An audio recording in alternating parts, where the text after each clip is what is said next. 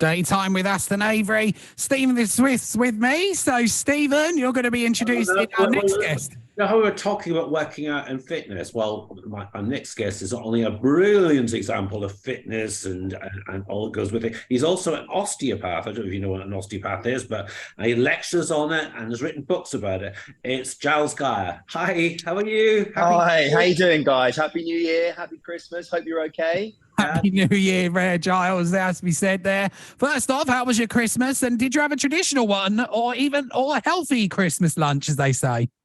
Yeah, well, to be fair, we had a lovely Christmas. It was a very small, quiet time, just me and the family, and we had a very traditional Christmas. So we had all the trimmings, and it's one of the days of the year that you can just let your hair down, or what, in my case, what's left of it, and just eat to your heart's content and not worry about anything.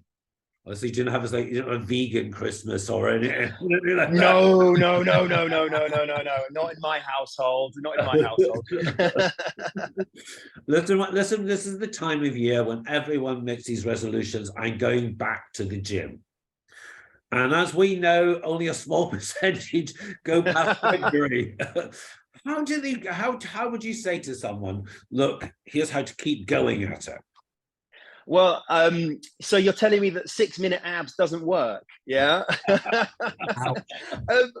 I wish. Do you know what? Everyone starts with great intentions and great motivation, but that's the biggest killer, I think, lack of motivation. Everyone starts off really strong for the first few weeks, and then the motivation decreases, it becomes more tedious, and then they start to dwindle, and the motivation reduces. And also, people don't realize that you're not going to get amazing results in the first 2 weeks. It's about consistency. And if they see a lack of progress, it can be demoralizing.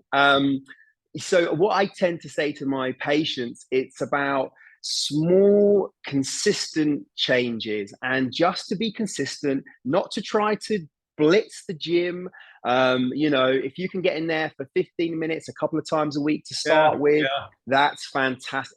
1%, guys. If you can improve by 1% every day, it's a massive life-changing thing over 3 or 4 months. So it's all about consistency and small wins, I think. Yeah, that's such a good idea. Just because so many gyms make their money off people who signed up for January. Yeah. It's always very busy the first 2 weeks. You can never get on a machine. You can never train.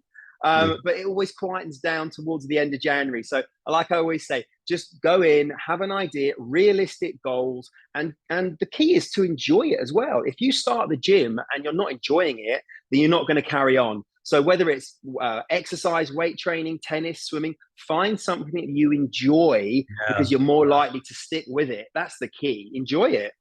Absolutely. You're doing your Zumba, yeah?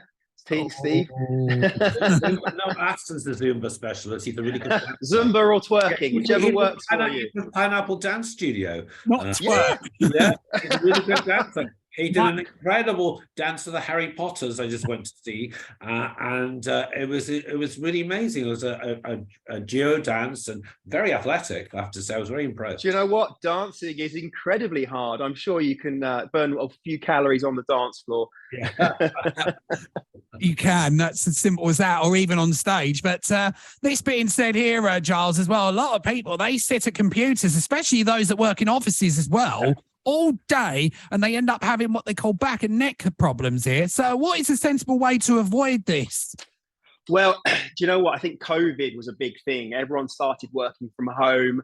Everyone started to work from their kitchen table, from their couches, from under the dinner table, from in their back office, from in the attic, all sorts of weird and wonderful positions. Ultimately, I would always say if you start getting neck and back pain whilst being sat at your desk, it's more that your body is trying to tell you need to move. It's not something I'm massively worried about, but it's an indication that you need to start moving. So I tend to give my patients tips like make sure that the computer height is at the right level, you're in the right chair, you have the monitor at your eye line. And if you do feel a bit stiff and sore, get up every 20, 30 minutes, have a little move around, have a stretch. The body's designed to move. Like we say, movement is medicine. Yeah, we're not designed to sit still for hours and hours and hours. So get up, have a little move around, and that tends to normally rectify most general things.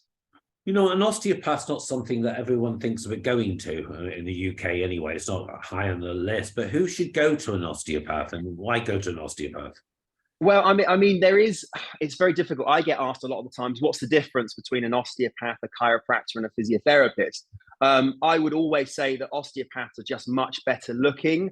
But generally, we all do the same sort of thing these days. I'm being biased. So an osteopath, we do like a 5-year master's, but we tend to treat general muscular pain. So back pain, neck pain, sports injuries, all of those general aches and pains are within our remit. So I would always say, if you're not sure if an osteopath is right for you, you can always speak to your GP, get some advice, or see a recommendation from a friend or a colleague. But for all those sort of general musculoskeletal pains, we're pretty good. But always remember, though, that the emphasis is on self-treatment. So if you'll see an osteopath, you'll be expected to do some exercise. You'll be expected to make some changes. You can't just leave it in my magic hands. You have to do some work too. Yeah. Exactly. And that's how it should be the case, really, Giles. And I 100% agree. And with that being said, healthy exercise is something that a lot of us need to start thinking, especially at a young age. So children in here, how do you get children to enjoy exercising here? It's very difficult. You can't beat them with a stick anymore. I'm a massive fan of trying to make exercise fun. So for kids, they have to enjoy it. If they're interested in it, they're going to want to do it. So for me, making exercise fun, and also, but guys, it's about setting a good example. If you're an active, fit person, as a sort of a family, as a parent, your children are going to see that and they're going to want to try to copy it.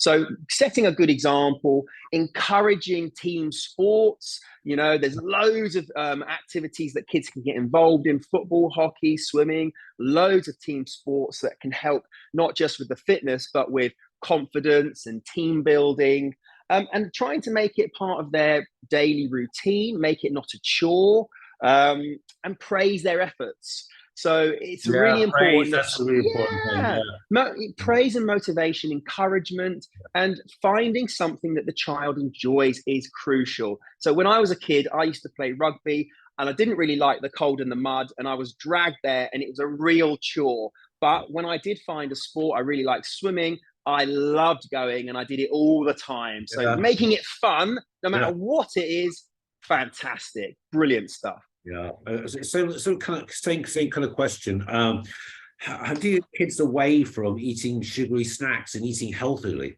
How do you get your kids to eat healthily? Well, do you know what? There's a couple of tips for me. Firstly, don't have it in the house.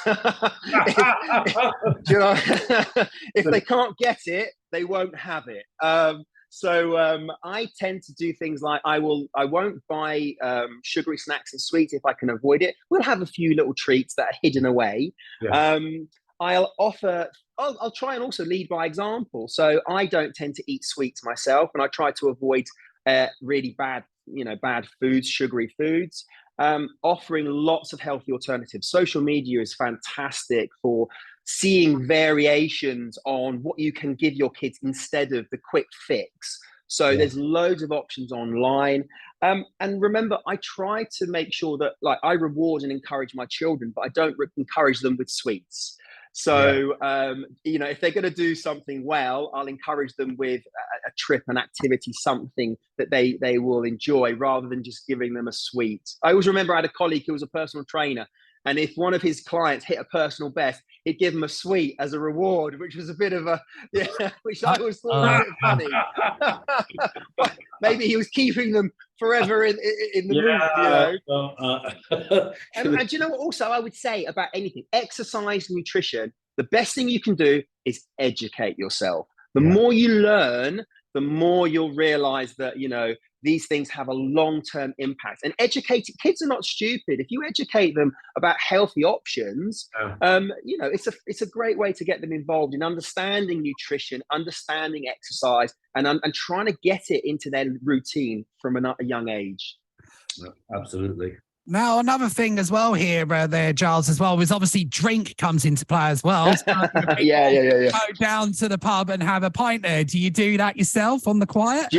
Do you know what? I'll be honest with you. I actually gave up drinking in 2019. I've been, Oh. I haven't, yeah. I know. I don't tend to broadcast it because people assume something terrible happened. But I gave up for a month in 2019 and felt so good. My sleep was improved. My exercise was improved. I felt much better. I saved money. I lost weight. That, to be honest, I actually didn't start again. So I had a glass of champagne in 2022 as a celebration. Now, I'm not saying go teetotal. It's all about moderation. Making sure that you moderate your drinking, moderate alcohol. There are small health benefits to a small glass of wine, not maybe 1 or 2 bottles. But I'm not saying be completely teetotal, but it's all about moderation. Absolutely. Having one of those massive wine glasses that you can fit 2 bottles in. 1 glass a day. I'm a Gemini. I do better. Listen, my mum does this chair yoga, which she really enjoys. Love it. Easy too, and I mean, people could do some kind of exercise in the chair at the office, couldn't they? Do you know what? You can do exercise anywhere, and that's a fantastic example. So think if you're even sitting in a chair, just doing general squats where you stand up, sit down. I mean, no one likes to do legs, but we should never skip leg day. And you can literally you can do squats in the chair, you can do upper body work, you can do mobilization stuff, active. It doesn't matter where you are. You don't need to be in a gym to exercise. I love gymnastics. I do a lot of calisthenics and body training, handstands. And I do that because I travel so much and I don't have access to gyms. And you can get a great workout just with body weight. Loads of YouTube videos you can watch on some fantastic exercises you can do. Using a bottle of water as a weight. Well, what a bit heavier than this. Do you know what? Absolutely. Body weight in itself can be great. Time under tension, using body weight, using cans, using bottles of water, using carrier bags, shopping bags. You can turn the world into a gym. And the nice thing is, keeping things simple can have great results. Yeah, absolutely. There you go, Aston. You can start doing some exercises in your chair while you're broadcasting. Why not do some lunges whilst you're on the radio? Well, it have to be sit-down lunges. Giles, did you make any New Year's resolutions? If so, what are they? Right, look, I stopped making New Year's resolutions many years ago. I don't like giving myself the stress. There's too much pressure on us as it is. So if I try not to make any New Year's resolutions, what I try to do is stay consistent. So for me, I stay consistent. I don't make radical changes. Small improvements for me is the goal. When you try to make big life changes or big New Year's resolutions, they tend to fall a little bit flat on your face. So for me, I don't like to give myself the pressure anymore. I like an easy life, nice and easy, and I find that's there for the win. Oh, brilliant. Well, listen, how can people find you, Giles?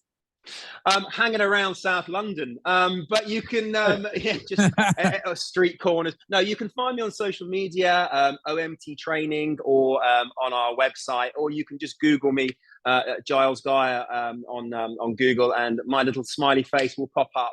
So any questions, feel free to drop me a message. It's so nice to see you, and I wish you a happy New Year.